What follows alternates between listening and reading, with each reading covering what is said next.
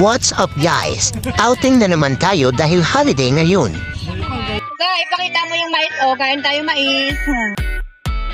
Kamusta yung holiday nyo? Sana ay nag-enjoy din kayo. Tara at samahan nyo kaming mag-road trip papuntang Cavite.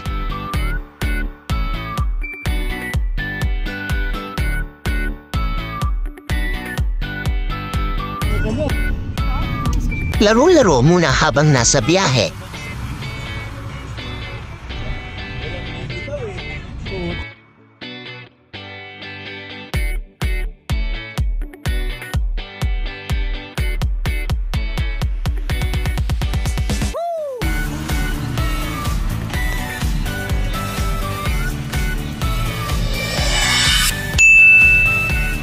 Nasa Ocean Villas pala tayo ngayon.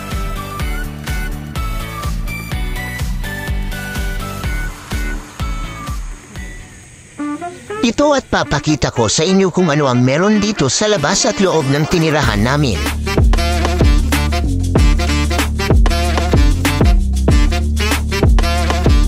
At meron palang sariling kitchen dito, kaya pwedeng-pwede talaga magluto.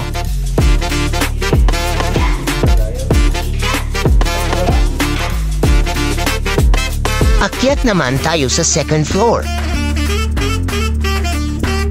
Kung makikita nyo ay maraming higaan dito.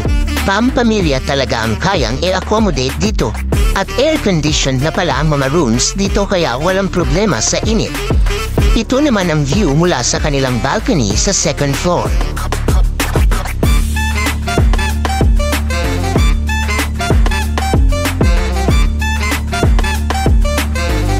Punta tayo sa basement. Meron palang 2 kwarto dito sa basement. At air-conditioned din yung rooms dito.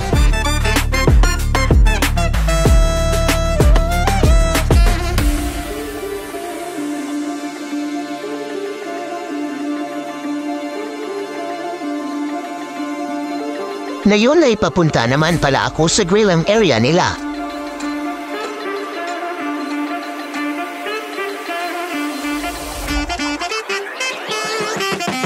At nagpe-prepare na pala sina Mami para mag-ihaw. Ito naman ang view mula dito sa ilalim ng bahay. Tamang kawi-kawi lang para sa mga supporters natin dyan.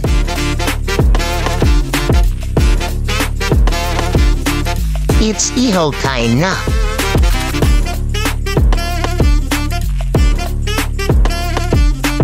At di talaga mawawala ang paborito nating tuna.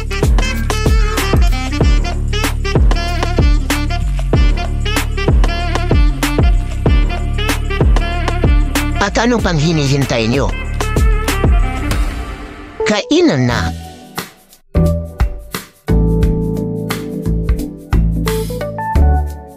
Pagkatapos kumain ay relax-relax muna dito sa balcony at manood ng magandang view.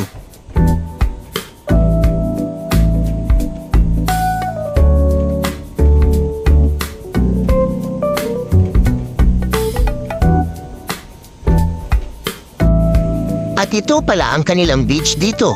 Mga 5 minutes walk away mula sa tinitirahan namin.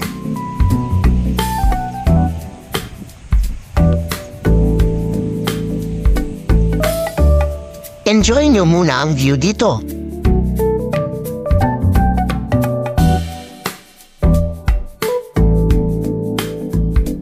Sarap mag-relax dito. Sobrang tahimik ng lugar kaya makapagpahinga ka talaga dito.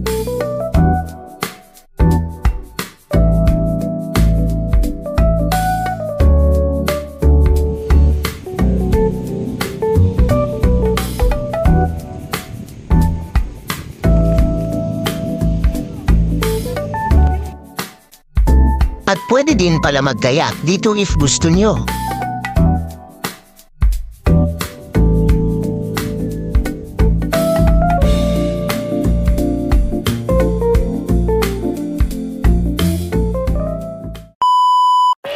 Gabi na pala at punta tayo sa sinasabi nilang wave pool. Dito pala magbabayad para sa entrance at sa kanilang wave pool.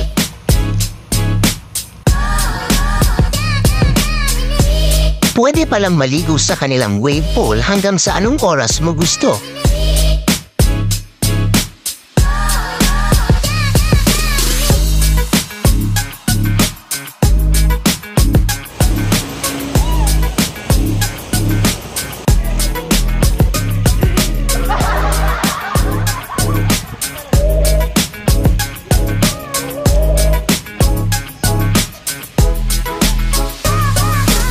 Umaga na naman.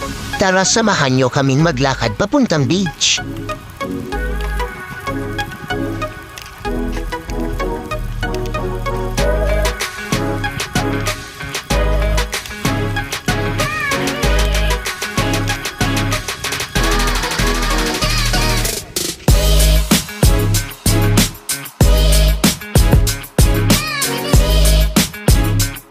Sarap talaga dito magbakasyon. Bukod sa mura na, ay magagandang tanawin pa ang tatambad sa inyo dito.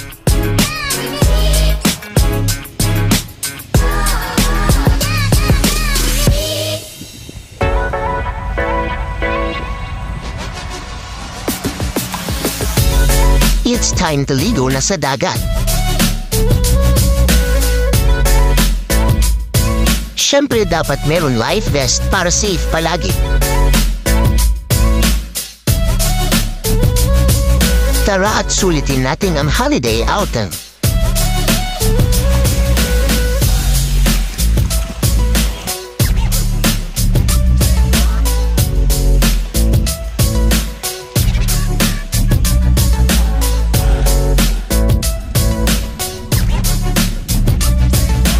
At hanggang dito lang muna nagtatapos ang ating vlog. Abangan ang next destination natin.